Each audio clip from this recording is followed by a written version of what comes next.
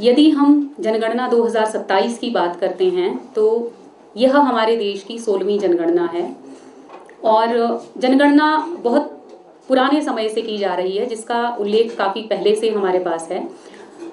1871 के बाद आज तक यह 16वीं जनगणना है और इंडिपेंडेंस के बाद यह 8वीं जनगणना है। इसे जनगणना 2027 के नाम से जाना जा रहा है और जनगणना 2027 के बारे में विशेष बात यह है कि जनगणना को डिजिटल माध्यम से किया जा रहा है, सेंसस इन डिजिटल फॉर्म। और इसमें जनगणना कार्य निदेशालय एक बहुत ही महत्वपूर्ण भूमिका निभाता है। जो जनगणना कार्य निदेशालय है ये गृह मंत्रालय के अंडर उनके दिशा निर्देशों के तहत कार्य करता है। गृह मंत्रालय में हमारा जो office of registrar general of India है, जिसे कि हम भारत के महाराज रजिस्ट्रार एवं जनगणना आयुक्त कहते हैं, उसके अंडर यह जो कार्यालय है जनगणना कार्य निदेशालय हिमाचल प्रदेश आता है।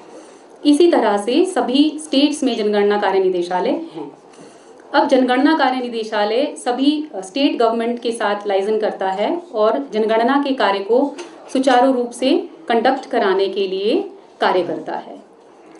इसलिए हमारी जो भारत की 16वीं जनगणना है, हर बार की जनगणनाओं की तरह, क्योंकि जनगणना 10 वर्ष में एक बार की जाती है, इसे भी 2 फेजेस में किया जाएगा।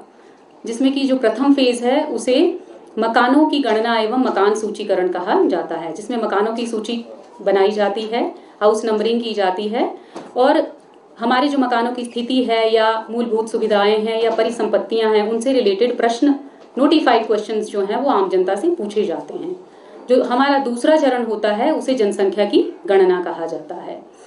तो इस वक्त हम जनगणना के प्रथम चरण में हैं और आपने देखा होगा कि जो हमारी आज की प्रेस कॉन्फ्रेंस है वो हमारे फर्स्ट फेज से रिलेटेड है, यानी मकानों की गणना एवं मकान सूचीकरण। हिमाचल प्रदेश में जो मकानों की गणना एवं मकान सूचीकरण है, यानी प्रथम चरण, उसे 16 जून से 15 जुलाई में कंडक्ट किया जा रहा है। परंतु इस बार स्वगणना का विकल्प भी रखा गया है। मतलब कि यदि कोई आम नागरिक अपने आप अपनी जानकारी दर्ज करना चाहता है तो उन्हें यह सुविधा दी गई है, जिसके लिए स्वगणना पोर्टल है। आप sc.census.gov.in टाइप करके उस पोर्टल पर पहुंचकर अपनी जानकारी दर्ज कर सकते हैं। जैसे ही आप उस पोर्टल पर पहुंचेंगे, लॉगिन करेंगे, आपके सामने लोकेशन पिन करने के लिए आएगी। लोकेशन पिन करने के बाद आपके सामने 33 प्रश्न आएंगे, जिनके बारे में कि आपको अपना डाटा भरना है। यदि आपको उसमें कोई दिक्कत आता है तो उसमें एक FAQ दिया होगा, उसका इस्तेमाल करके आप क्वेश्चंस का आंसर्स को, डाटा को अपना फिलअप कर सकते हैं। और एंड में जब आप अपनी डिटेल्स को सबमिट करेंगे तो उसमें एक आपको ID जनरेट होगा, जिसे कि सेल्फ इन्यूमरेशन ID कहा जाता है। उस ID को आपको संभाल के रखना होगा। बाद में जब हमारा फेज शुरू होता है, जैसे कि 16 जून से 15 जुलाई के भीतर, तो उस वक्त जो प्रगणक है वो हर घर में, हर स्ट्रक्चर में विजिट करेंगे।